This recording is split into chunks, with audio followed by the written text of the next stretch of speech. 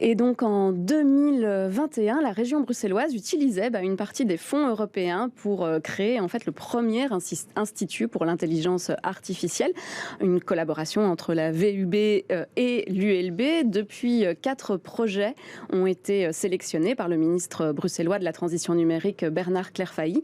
Et donc pour en parler avec nous, nous avons en studio le co-directeur du centre baptisé donc FARI, Karl Mörk. Bonjour. Bonjour.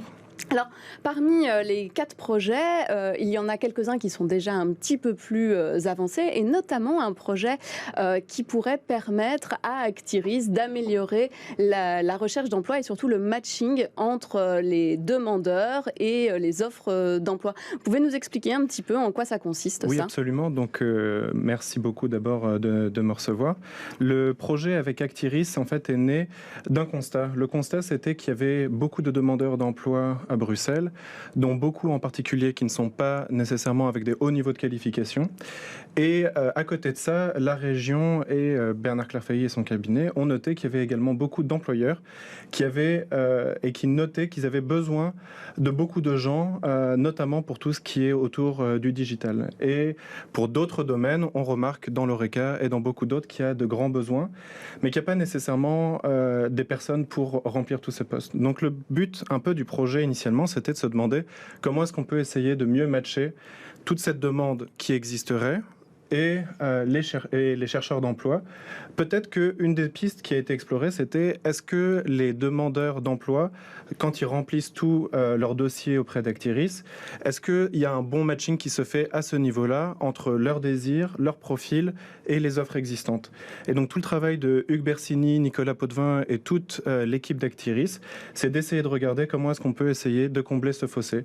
Donc il y a plusieurs pistes qui ont été élaborées, et l'utilisation de l'intelligence artificielle ici permet d'automatiser en partie des processus qui prennent beaucoup de temps. C'est-à-dire qu'on a des catégories d'emploi, des catégories de compétences, et parfois remplir tout manuellement, c'est un peu compliqué.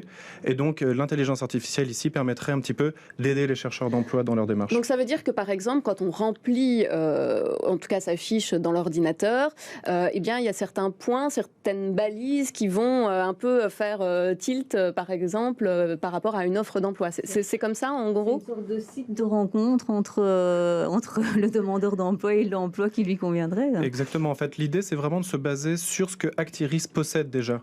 Ils ont déjà des outils qu'ils ont développés, notamment un qui s'appelle Elise, pour essayer justement de renforcer, d'améliorer les suggestions qui sont faites.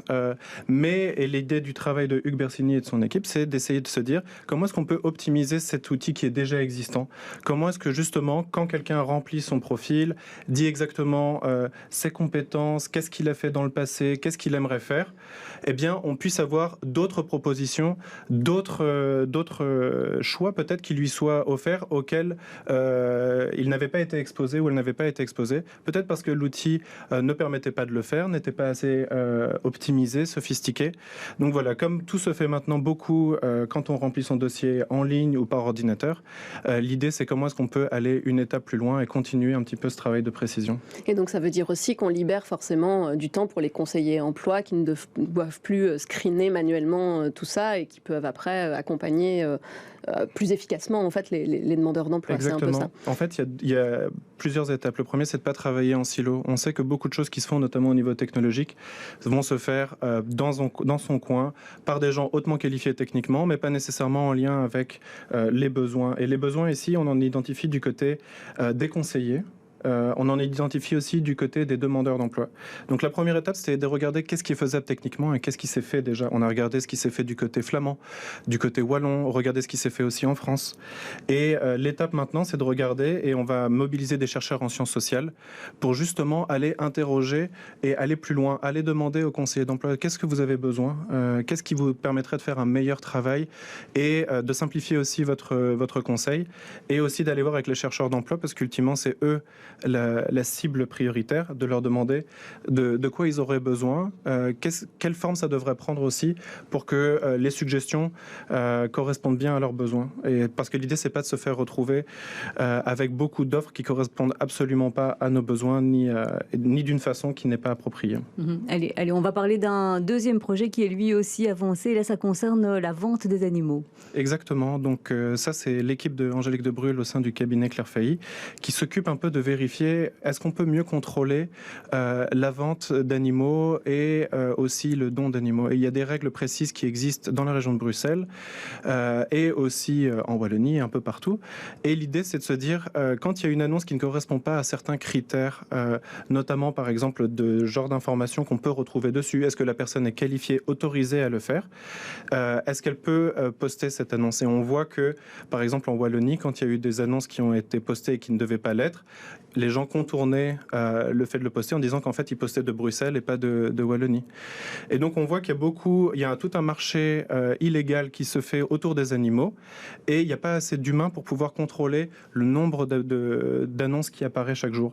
Donc là ici l'idée c'est aussi avec Hugues Bersini encore impliqué dans ce projet et Angélique de Brul et toute l'équipe et aussi la police peut-être, c'est de regarder est-ce qu'on pourrait essayer d'automatiser le repérage des annonces qui posent problème.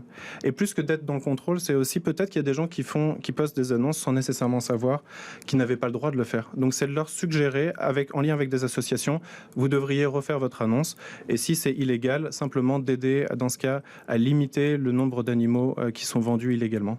Alors on l'a dit, il y a 4 projets en tout, les autres sont un petit peu moins avancés, c'est notamment un test de simplification administrative et puis l'élaboration justement d'une stratégie régionale pour le développement de l'intelligence artificielle. C'était si important pour Bruxelles d'investir dans l'intelligence artificielle? Oui, absolument. En fait, on remarque qu'un peu partout dans le monde, il y a des grandes stratégies IA qui ont émergé. Les stratégies intelligence artificielle, pourquoi est-ce qu'on en a besoin? C'est qu'en fait, ces technologies, elles impactent notre vie au quotidien, elles sont absolument partout, de nos téléphones jusqu'aux caméras de surveillance, jusqu'à nos applications de banque. Et donc, dans notre vie quotidienne et en lien avec les interactions avec les autorités publiques, on voit aussi qu'il y a de plus en plus d'intelligence artificielle, de données qui sont collectées. Et c'est important d'avoir un cadre, un peu de se dire, OK, comment est-ce qu'on va procéder? Quels sont les besoins prioritaires? Où est-ce qu'on a besoin de l'IA? Où est-ce qu'on n'en a pas besoin? Et aussi, c'est quoi les compétences qui sont sur place et qu'est-ce qu'on devrait renforcer? Et on sait déjà que pour la Belgique, il y a un déficit crucial en personnes capables d'avoir des compétences en intelligence artificielle. Et donc, avoir une stratégie, ça permet aussi de dire, notamment parce qu'on est des universités, FARI, c'est l'ULB et la VUB, de dire où est-ce qu'on devrait mettre l'accent, où est-ce qu'on devrait renforcer les formations, essayer de renforcer un petit peu le secteur aussi. Donc il y a un besoin économique, cibler quels sont les besoins, et puis aussi être ambitieux et de se dire peut-être que la région a une plus-value, une mission, une vision à partager. Et c'est ce qui s'est fait en Flandre, et c'est ce qui se fait en Wallonie, et pourquoi maintenant. Donc il y a un petit retard à rattraper du côté de la région bruxelloise alors. Mais en termes de projets qui vont être développés, qui vont être financés, aidés, il y aura quand même toujours ce souci, on en a parlé un petit peu pour Actiris, que l'intelligence artificielle ne va pas venir remplacer l'humain, mais il est là vraiment pour lui rendre service. Absolument. D'ailleurs, tout le principe de FARI est né il y a 2 ans lors d'une visite des universités au Canada. Ils se sont rendus compte qu'il y avait des sortes de super centres en intelligence artificielle qui se créaient et dans lequel il n'y avait pas que des chercheurs en IA, il y avait des chercheurs d'autres domaines qui venaient. Et l'idée, c'était de se dire, quand on a des technologies qui impactent aussi fondamentalement une région, tous ses habitants, c'est important d'avoir les experts techniques, les experts légaux, les experts aussi sociaux sur les sujets qui sont concernés. Et un autre aspect de FARI, c'est aussi de travailler étroitement avec les autorités publiques. Parce que des technologies qui sont développées en silo ou dans des compagnies privées, par exemple, ce que ça porte aussi comme défi, c'est qu'il n'y a pas forcément de visibilité et de transparence sur tout ce qui est fait. Et donc, nous, en tant qu'université publique, on a aussi un devoir, avec les autorités publiques, d'essayer de travailler ensemble pour faire des choses qui soient aussi ouvertes que possible, aussi transparentes que possible et aussi claires pour les citoyens s'ils ont un problème, qu'ils sachent au moins qui était derrière. Oui, donc c'est pas le grand film de science-fiction de toute façon qui va nous remplacer, qui va nous faire peur à tous. Pour l'instant, il y a 300 personnes, 300 chercheurs qui sont dans Fari, plus ou moins affiliés.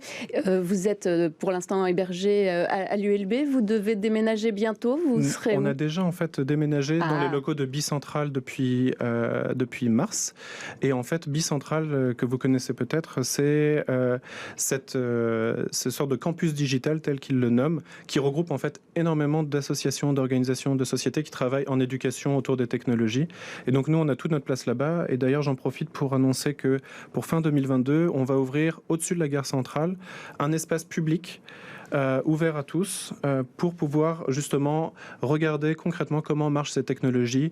Il y aura à la fois des systèmes d'intelligence artificielle qui seront exposés, expliqués, de la robotique, et je pense que la grosse étape qu'on remarque qui reste à faire, c'est vraiment d'éduquer autour de ces technologies et pas que à l'intérieur des universités. Ça fera peut-être des vocations en fait pour les plus jeunes aussi. C'est ce qu'on espère, et on fait des projets avec aussi les enfants, mais donc il y a pas mal de pain sur la planche. C'est ce qu'on entend. Merci Karl Morck d'avoir été notre invité ce midi. Je rappelle que vous êtes le co-directeur de Fari, qui est l'Institut pour l'intelligence artificielle à Bruxelles.